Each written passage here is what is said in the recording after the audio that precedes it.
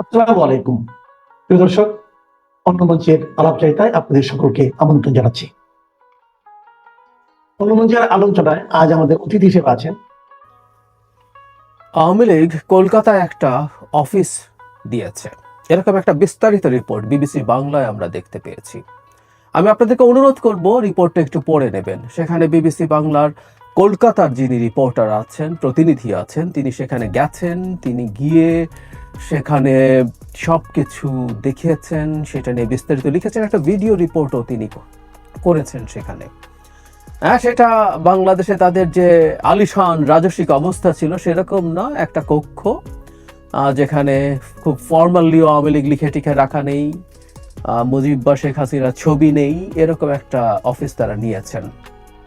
সেখানে কি কি হয় না হয় বিস্তারিত আছে, কিন্তু এটা নিয়ে আমাদের কিছু কথা বলা দরকার আছে। আমি আমাদের সরকারের যে প্রতিক্রিয়া, তার অতি সুশীল প্রতিক্রিয়া নিয়ে কয়েকটা কথা বলতে চাই। যাই হোক, রিপোর্টে তারা জানিয়েছেন এখানে 70-80 জন এমপি, এখনো x MP, dummy MP. Awami লীগের কোনো এমপি 14 সালের থেকে কোনো এমপি বাংলাদেশে ছিল না। এরা সব চোর ডাকাত, গায়ের জোরে নিজেদেরকে এমপি দাবি করেছেন, nothing more than that. So তারা তারপর বিভিন্ন জেলার সর্বোচ্চ পর্যায়ের নেতারা, উপজেলার সর্বোচ্চ পর্যায়ের নেতারা ওখানে আছেন, ওখানে যান, ওই অফিসে বসেন, ছোটখাটো মিটিং সেখানে হয়। আবার বড় মিটিং যেখানে 200-300 মানুষ একত্র করার সম্ভাবনা থাকে বা দরকার থাকে, সেখানে তারা কনভেনশন হল টল ভাড়া করেন, এরকম বলছেন। সো ফর্মালি একটা অফিস কলকাতায় নেওয়া হয়েছে। এটা দেখে যখন বাংলাদেশ সরকারকে প্রতিক্রিয়া জানতে চাওয়া হলো, তখন বাংলাদেশ সরকারের যিনি প্রেস সচিব আছেন তিনি বলেছেন সরকার এটা পর্যবেক্ষণ করছে। মানে বিবিসি বাংলার মতো একটা পত্রিকাতে যখন মিডিয়াতে যখন একটা রিপোর্ট আসে, তখন সরকারের পর্যবেক্ষণ করা বক্তব্যটা আমার কাছে অতি সুশীল বলে মনে হয়েছে। আমাদের আসলে যেটা উচিত হবে, ভারত সরকারকে খুব স্পষ্টভাবে এটা জানিয়ে দেয়া, আওয়ামী লীগের কোন রকম কোন কর্মকাণ্ড কর্মসূচি তাদের মাটিতে হতে দেয়া যাবে না। এটা নিয়ে কোন রকম কোন ছাড় দেওয়ার প্রশ্নই আসে না। শেখ হাসিনা ভারতের মাটিতে বসে যখন বাংলাদেশে তার বিভিন্ন রকম নির্দেশনা দিচ্ছিলেন ফোন কলে, তখন আমরা ফর্মালি প্রতিবাদ জানিয়েছি। আমাদের প্রধান উপদেষ্টাও মোদির সাথে যখন বসেছেন, এটার ব্যাপারে তার কনসার্ন জানিয়েছেন। প্রধান উপদেষ্টা এটাও জানিয়েছেন যে মোদি এই জিনিসটাকে বন্ধ করবেন না, এরকম ইঙ্গিত সেখানেই দিয়ে দিয়েছিলেন। দিতেই পারে মোদির মতো, এবং ভারত সরকারের বা ভারতের মানে হাসিনা প্রশ্নে তো সব দলই একমত, তারা এই রকম অপরিণামদর্শী, এই রকম ফালতু পদক্ষেপ নিতেই পারে, কিন্তু আমাদের কাজগুলো করে যেতে হবে, সেটা সবচেয়ে জরুরি কথা। এবং হাসিনার প্রসঙ্গে আমাদের stance was very clear and very strong. ঠিক আছে, আমি মনে করি বাংলাদেশের এই ব্যাপারেও অফিসিয়াল প্রতিবাদ জানাতে হবে যে ভারতে এই ধরনের অফিস আমরা অ্যালাউ করব না। হ্যাঁ, তারা বলতে পারে যে এখানে কোনো অফিসিয়াল কোনো মানে এরকম কিছু না, এটা নিশ্চিত কিছু না, এখানে কোনো ব্যানার নাই, এই নেই সেই নেই, কিন্তু আবারও বলছি যে একটা গুরুত্বপূর্ণ মিডিয়ার এই প্রতিবেদনকে ভিত্তি করেই এটা হতে পারে। বাংলাদেশের শত্রু কোনো মানুষ ভারতে বসে বাংলাদেশের বিরুদ্ধে শত্রুতা করবে, এটা আমরা কিভাবে অ্যাগ্রি করতে পারি? কোনোভাবেই পারি না। কারণ আওয়ামী লীগ এখন ভারতে বসে বাংলাদেশের বিরুদ্ধে শত্রুতা করছে। কোথায় কোথায় কি কি গোলযোগ করা যায়, কি কি সমস্যা করা যায়, সেসব নির্দেশনা শেখ হাসিনা স্বয়ং দিয়েছেন আমাদের কাছে। এই ধরনের অডিও কল আছে, তাদের নেতারা বিভিন্ন জায়গায় নির্দেশনা দিচ্ছেন কোথায় কোথায় কিভাবে নাশকতা করা যায়, এই সরকারকে সংকটে ফেলা যায়, নির্বাচনকে ডিসরাপ্ট করা যায়। এর জার্নিটাতে তো বটেই, ভবিষ্যতে নির্বাচনকেও তারা একইভাবে চেষ্টা করবে, একই কাজ করার চেষ্টা করবে। এই জিনিসগুলো বাংলাদেশ থেকে তীব্র প্রতিবাদ জানাতে হবে। শুধু সেটা না, আমি আরেকটা জিনিস একটু যোগ করতে চাই। এই রিপোর্টে আছে মানে ভারতে বেশ কিছু যাদের 70-80 জন তো আছে, সবার নাম আমরা জানি না। এক হচ্ছে আমাদের সরকারের উচিত হবে গোয়েন্দা তৎপরতার মাধ্যমে এরা কারা তাদের তালিকা বের করা। কিন্তু যারা যারা আছেন বলে জানা যায় ভারতে বসে বসে তারা ইন্টারভিউ দিচ্ছেন, কথা বলছেন, তাদেরকে আমাদের সরকার কেন চাইছে না? মানে শেখ হাসিনাকে চাইলে পাওয়া কঠিন হবে বা পাওয়া যাবে না, এটা আমরা আসলে ধরে নিতে পারি।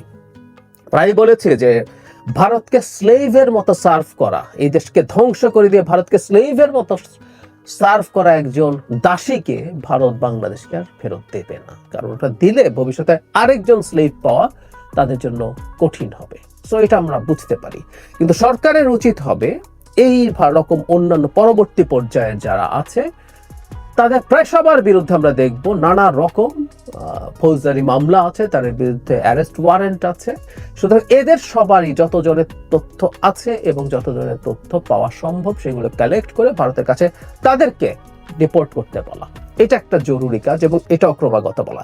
এগুলো আমরা যখন করব, অফিসিয়ালি করার পর যেটা হবে, আমরা গ্লোবালি দেখাতে পারবো যে আমাদের দেশের এই মারাত্মক ক্রিমিনালরা যারা ক্রাইম এগেইনস্ট হিউম্যানিটির সাথে জড়িত আছে তাদেরকে ভারত আশ্রয় দিয়ে রেখেছে। ভারত একটা রোগ স্টেট। এই কাজটা করা খুবই জরুরি বলে আমি মনে করি, কিন্তু আমরা এটাও খুব বেশি কাজ করছি বলে মনে হয় না। শেখ হাসিনা নাই তাই আমরা অন্য কিছুও করছি না। শেখ হাসিনাকে না পেলে আমরা অন্যদের ব্যাপারে চেষ্টা কেন বন্ধ রাখবো? কতদূর হবে আমি নিশ্চিত নই, কিন্তু যতটুকু হয় বা নাও যদি হয় আমরা আমাদের অ্যাপিলগুলো জানিয়ে রাখবো। আমরা ভারতকে চাপের মধ্যে রাখতে হবে, এটা খুব জরুরি। ইন্টারন্যাশনাল রিলেশনসে আসলে একটা সম্পর্ক চাপের সাথেও রিলেটেড থাকে। ভারতের সাথে আমাদের কথাবার্তা হবে, নেগোসিয়েশন হবে। সো ভারতকে আমরা যতটা সম্ভব ব্যাকফুটে রাখার চেষ্টা করতে হবে এই ইস্যুগুলোর মাধ্যমে। কয়েকদিন আগে একটা ইন্টারেস্টিং কথা বলেছেন তাসনিম খলিল। আমরা একটা টক শোতে ছিলাম এই আওয়ামী লীগের অফিস হওয়া প্রসঙ্গে।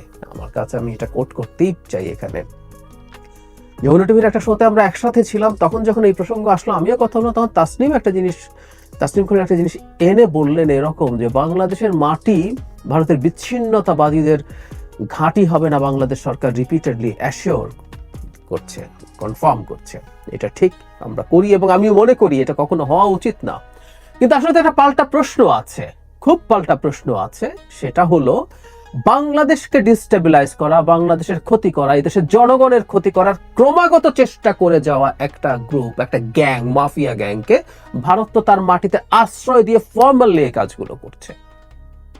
তো তাহলে আমরা কেন এই কথা রিপিটেডলি বলছি? তাসনিম বলছেন যে এটা আমরা স্মরণ করিয়ে আমরা আর অন্তত না বলতে থাকি। আমি বলছি না, আমি ব্যক্তিগতভাবে মনে করি বাংলাদেশ তার মাটিতে ভারতের 7 সিস্টার্সের বিচ্ছিন্নতাবাদীদের বা তারা যারা নিজেদেরকে স্বাধীনতা সংগ্রামী বলে তাদেরকে এখানে আশ্রয় দিয়ে সেই কাজে সাহায্য করা উচিত বলে আমি মনে করি না।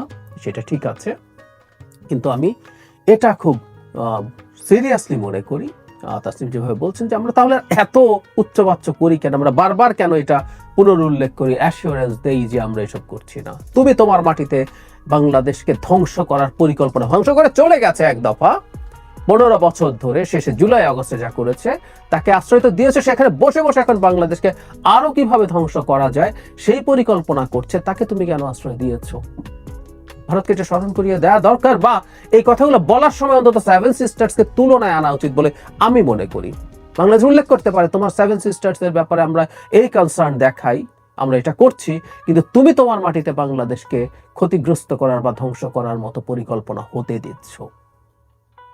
এই কথাগুলো আমার মনে হয় জরুরি ভিত্তিতে বলা দরকার। পর্যবেক্ষণ করছি, দেখছি, এই টাইপের কিছু না, কোনো কিছু না। এই দেশের লোকজন আওয়ামী লীগকে এখনো সমর্থন করছে, করুক, খুবই দুঃখজনক।